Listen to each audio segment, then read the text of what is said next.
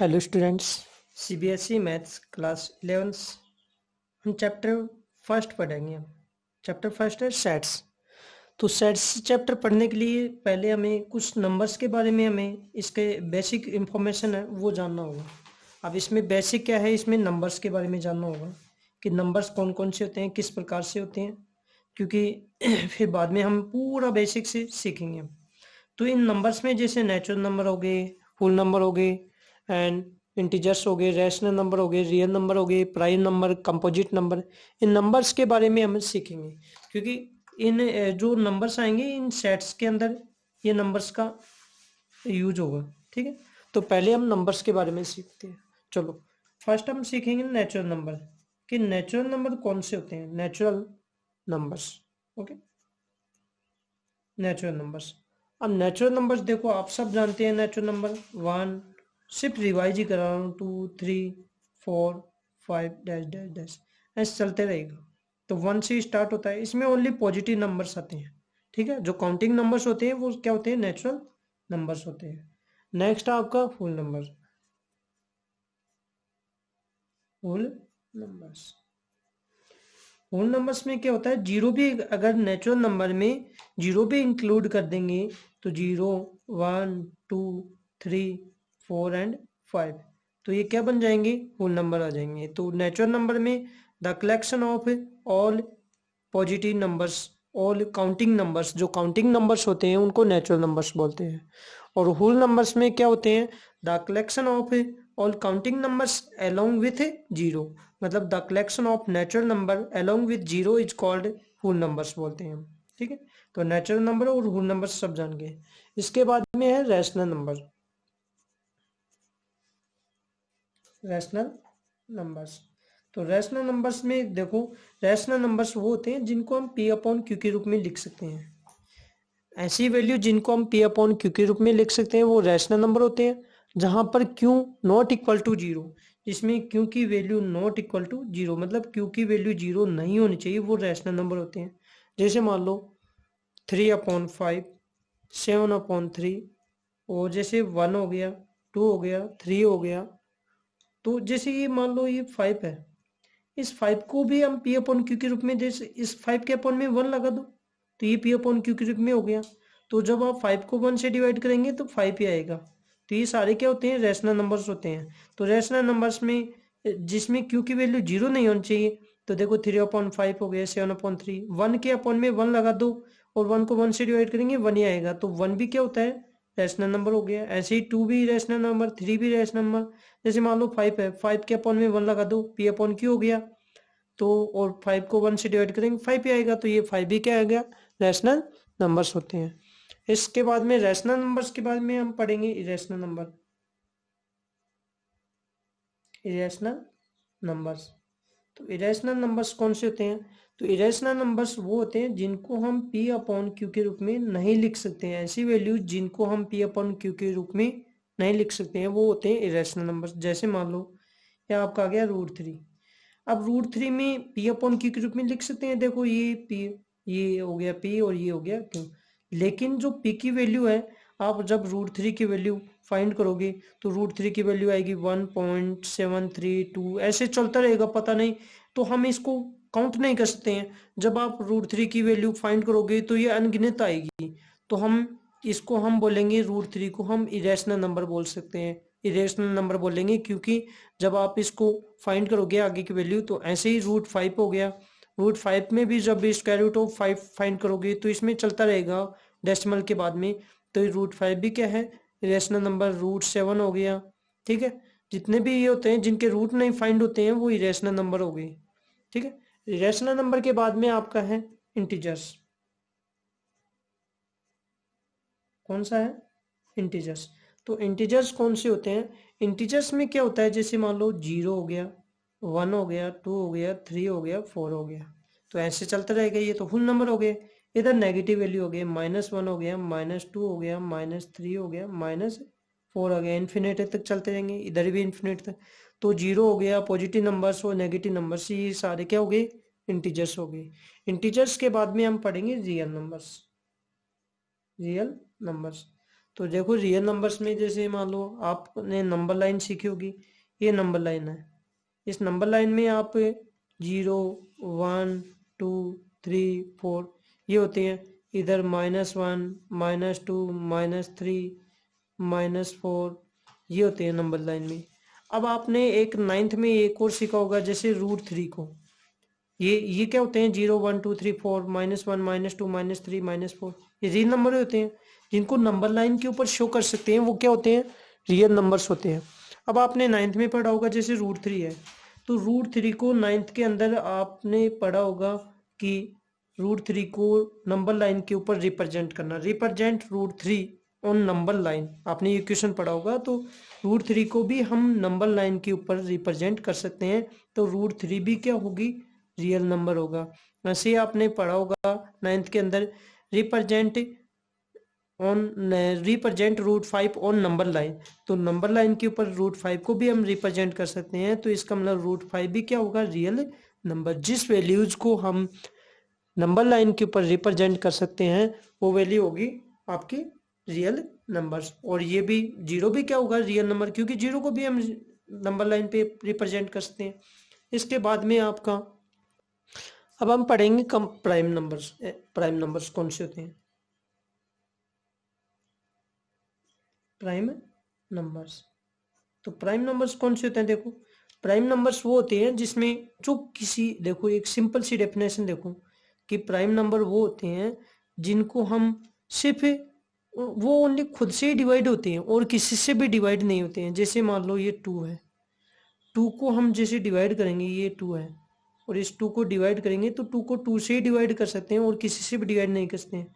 2 के बाद में 3 हो गया और 5 हो गया, 7 हो गया, इसके बाद में 11 हो गया, 13 हो गया, 17 हो गया, 19 हो गया, 23 हो गया।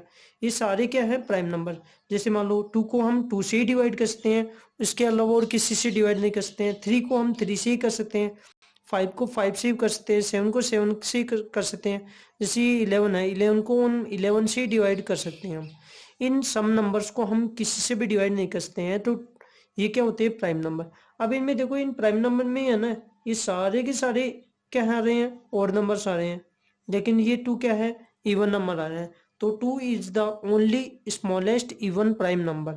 तो 2 क्या होता है, स्मॉलेस्ट भी होता है, स्मॉलेस्ट इवन प्राइम नंबर होता है। केवल एक ही होता है, ये 2 ही ऐसा है जो इवन भी है और प्राइम नंबर भी है, और बाकी के सारे के प्राइम नंबर क्या होते हैं, ऑड होते हैं। तो ये प्राइम नंबर हो गए। इसके बाद में हम कंपोजिट नंबर पढ़ेंगे।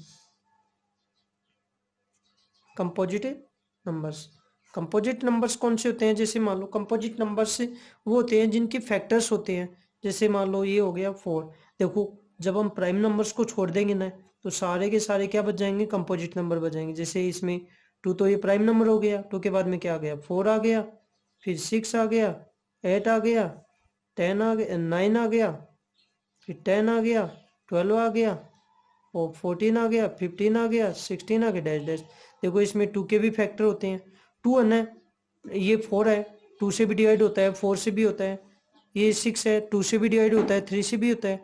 तो ये एक से ज़्यादा से डिवाइड होते हैं, इनके फैक्टर्स होते हैं, ये क्या होते हैं, कंपोजिट नंबर्स होते हैं। कंपोजिट नंबर्स के बाद में हम पढ़ेंगे हम कि 1 के बारे में पढ़ेंगे कि 1 क्या होता है। One is neither prime nor composite.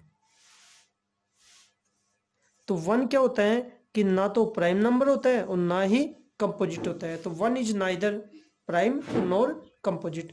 1 कभी भी 1 ना तो प्राइम नंबर होता है ना ही कंपोजिट नंबर होता है। तो 1 को हम को प्राइम नंबर बोल सकते हैं, 1 को हम क्या बोल सकते हैं, को प्राइम नंबर बोलते हैं। और ध्यान रखना 1 प्राइम नंबर नहीं होता है ना ही कंपोजिट नंबर होता है। तो ये प्राइम नंबर, कंपोजिट नंबर आपको हो गए, और इंटीजर्स जान गए आप, होल नंबर, नेचुरल नंबर ये जान गए आप, ठीक है। इसके बाद में हम पढ़ेंगे, तो ये आपका बेसिक था ना, नंबर्स के बारे में हमने पढ़ लिया। अब हम चैप्टर में सेट्स के बारे में इंट्रोडक्शन पढ़ेंगे कि सेट्स क्या होता है।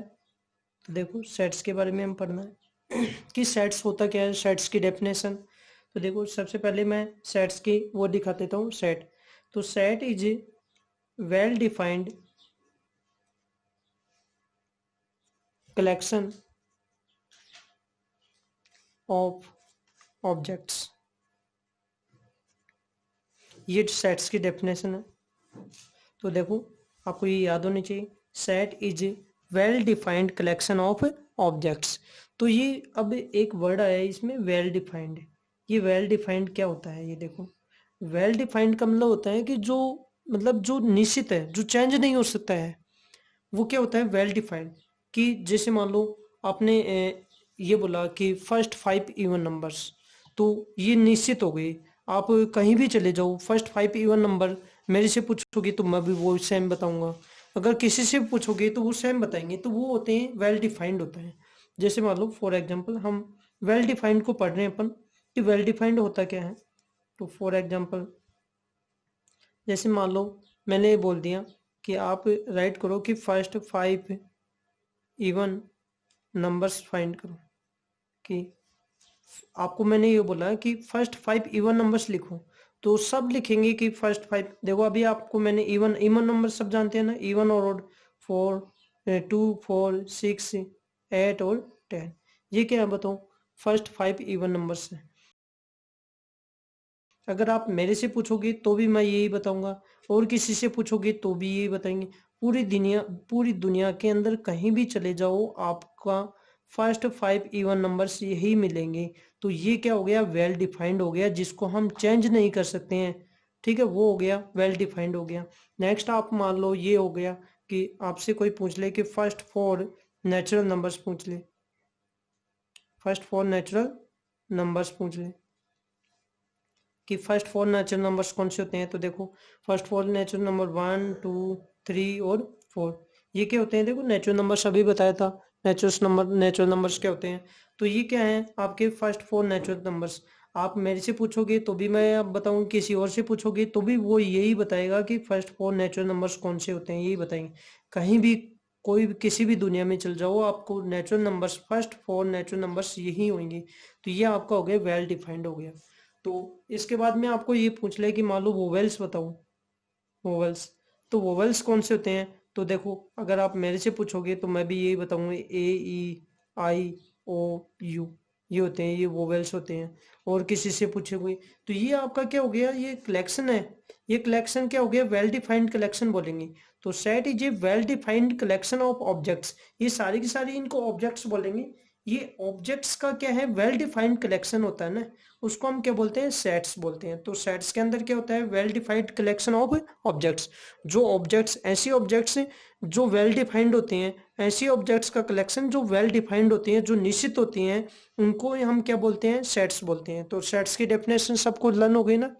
तो set is a well defined collection of objects. Objects होते हैं, उनका वेल डिफाइंड कलेक्शन ही क्या होता है, सेट्स होता है।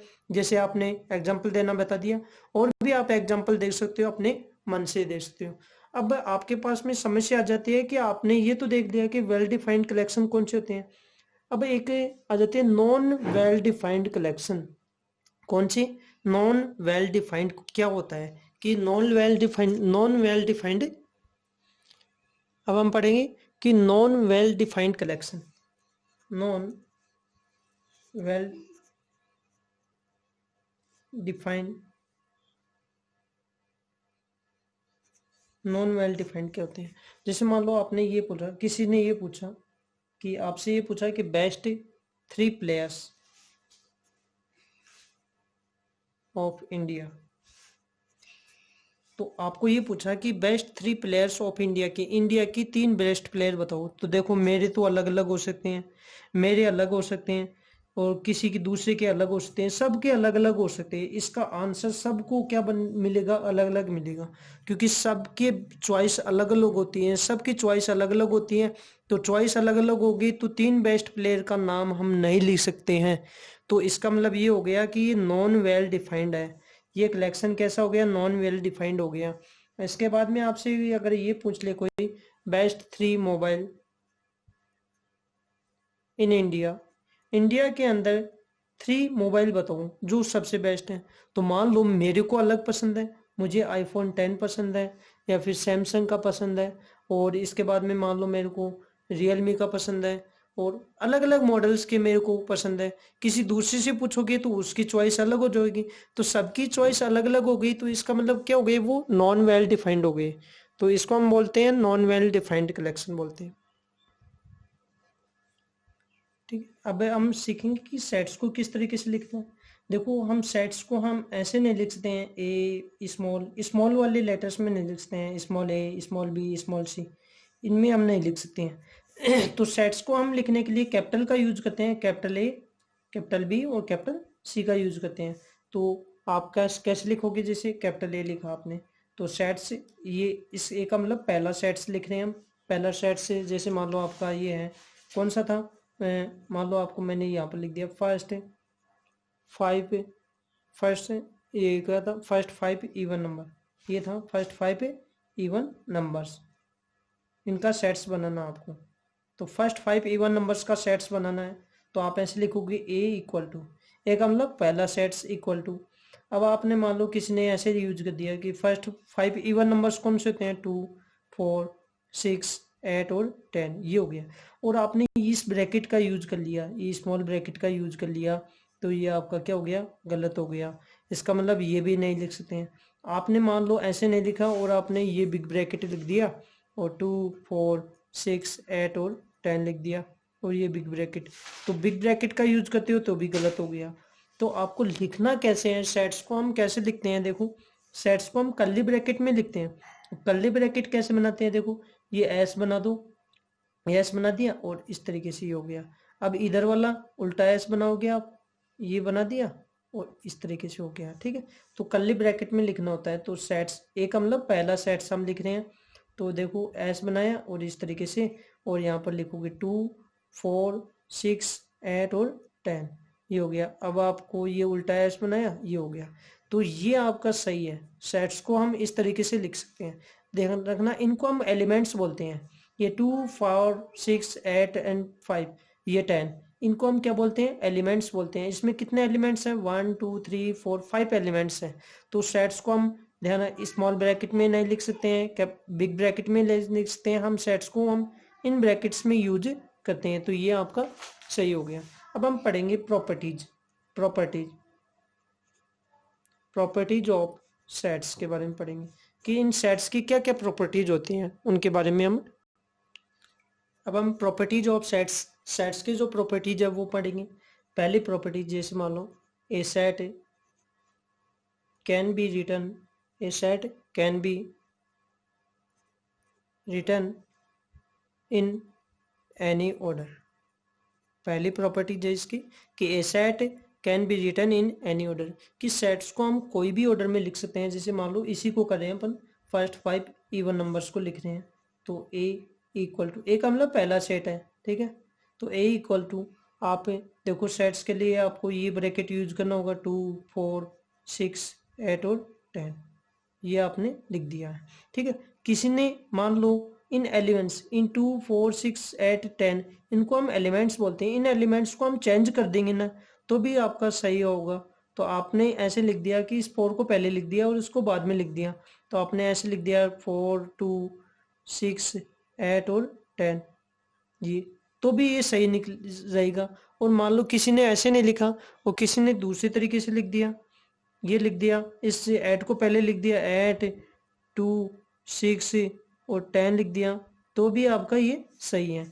और मान लो किसी ने ऐसे लिख दिया, इस 10 को पहले लिख दिया, आपने 10 को पहले लिख दिया, 6 को लिख दिया, 2 को लिख दिया, 4 को लिख दिया, तो और बच गया कौन, 8 बच गया, ये हो गया। लेकिन लिखे तो आपने सारे हैं ना, तो ये भी आपके सही है। तो a set can be written in any order, set को हम किसी भी ऑर्डर में लिख सकते हैं, मतलब आगे पीछे इनमें लिख सकते हैं, लेकिन एलिमेंट सेम होने चाहिए। यहाँ पर देखो एलिमेंट सेम है, 2 इसमें भी है, इस सब में मिल रहा है, 2 4 मिल रहा है, 6 मिल रहा है, 8 मिल रहा है, 10 मिल रहा है, तो एलिमेंट सेम होने चाहिए। सेकेंड प्रॉपर्टीज है same element, same element, element जान गए आप, can not be repeated in sets. तो सेम एलिमेंट्स, जो सेम एलिमेंट्स होते हैं वो कैन नॉट बी रिपीटेड, वो रिपीटेड नहीं कर सकते हैं। सेम एलिमेंट्स को ध्यान रखना, रिपीट नहीं कर सकते हैं इन सेट्स, सेट्स के अंदर जो सेम एलिमेंट्स होंगे उनको रिपीट नहीं कर सकते हैं। जैसे मान लो आपने लिखा ए इक्वल टू, और आपने ये लिखा 2 2 और 2 लिख दिया, 4 4 4 4 लिख दिया, 7 लिख दिया, 8 लिख दिया, तो आपके पास में ये है आपके पास में।